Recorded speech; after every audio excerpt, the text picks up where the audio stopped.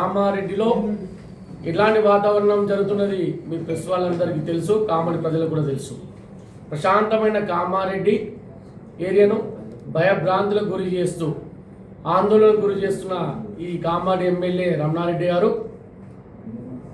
గారు అనద్దు మన రమణారెడ్డి, ఎందుకంటే మా సార్ రెస్పెక్ట్ ఇన్నంత వరకు నీకు గారవని ముందే చెప్పినాం. రమణారెడ్డి కామారెడ్డి ఎమ్మెల్యే రమణారెడ్డి ఏమీ లేదు కామారెడ్డిలో. ఏదో రాష్ట్రంలో ఇక్కడ కామారెడ్డి జరుగుతున్నది సాధారణ మామూలైన విషయమే.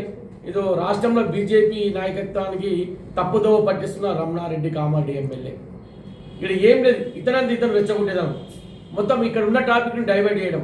2 సంవత్సరాల నుంచి ఎక్కడికి పోయిందో తెలియదు.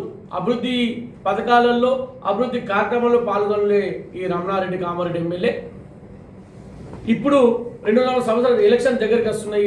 ఇప్పుడు స్టార్ట్ పెడదాం, కామారెడ్డి ప్రజలకు భయాందోళనకు గురి చేద్దాం, ఏదో క్రియేట్ చేద్దాం, రెచ్చగొడదాం, తొడలు కొడదాం, నిసాలు దింపుదాం, ఇట్లాంటి సినిమా డైలాగులు కొట్టుకుంటా యువతను రెచ్చగొట్టే ప్రయత్నం చేస్తున్నాడు.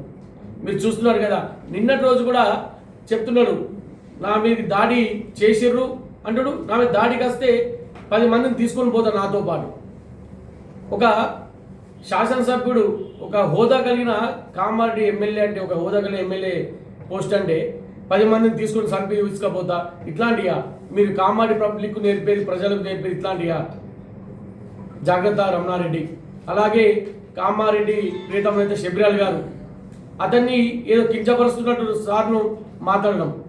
మీరు అభివృద్ధి కార్యక్రమంలో పాల్గొనండి, ప్రోటోకాల్ లేదని కాకుండా ఏ కార్యక్రమం ఉన్నా పాల్గొనండి, కామారెడ్డి డెవలప్ అయిందో చూసుకుందాం. రేపు కామారెడ్డి ప్రజలకు తీసుకుపోదాం, మీరు కూడా రండి, శబరిలాల్ గారు కూడా వస్తాడు. కామారెడ్డి అభివృద్ధి పథకాలు మనం అందరం మూడిపోయి కామారెడ్డి డెవలప్ చేసే ప్రయత్నం చేద్దాం అందరం కలిసి.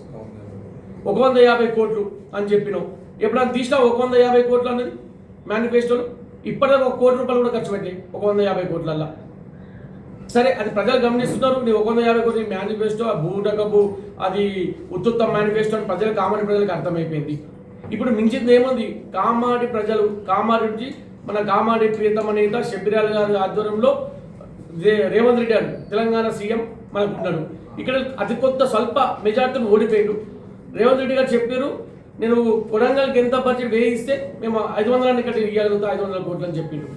అలాంటి మనం పోయి ఆ కోట్లు తీసుకొచ్చి కామారెడ్డికి ఏం కావాలి, కామారెడ్డి ప్రజలకు ఏం కావాలి, అవి తెచ్చుకునే ప్రయత్నం లేదు. రండి శబరిలాల్ గారితో, మీరు కూడా రండి, మీరు వచ్చి శబరిలాల్ గారితో పోయి నిధులు తీసుకొచ్చి కామారెడ్డి డెవలప్ చేయండి.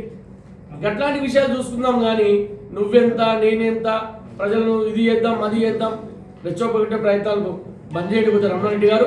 మీరు ఇంకొకసారి ఇట్లాంటి రెచ్చగొట్టే ప్రయత్నంతో మేము కూడా చేయికి గాజు చేసుకుని కూర్చోలేము. మీరు అంటుంటారు కదా 3 కుక్కలు 4 కుక్కలు మొరుతున్నాయని.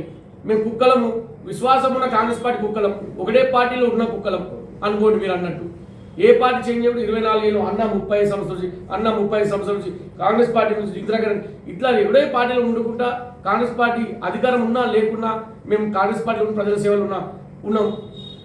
మీరు కాంగ్రెస్ పార్టీలా, తర్వాత వైఎస్ఆర్ పార్టీలా, ఇప్పుడు వచ్చి బీజేపీ పార్టీలా, ఇంకా కొన్ని రోజు ఇంకో పార్టీ పోతారేమో. 4 పార్టీలు 4 ముక్కలు తిరుగుకుంటూ వచ్చే మీరు మా గురించి మాట్లాడుతున్నారా? చిన్న తుక్క, నువ్వు గెలిచినావు, ఒక హోదాతో మాట్లాడు, మర్యాద ఉంచుకో, ఒక ఎమ్మెల్యే హోదా ఉంచుకొని మేము తెలియజేస్తున్నాం. దాంతోపాటు కామారెడ్డి డెవలప్ ఏందో అది ఫస్ట్ దాని గురించి మాట్లాడదాం, అభివృద్ధి ఏందో.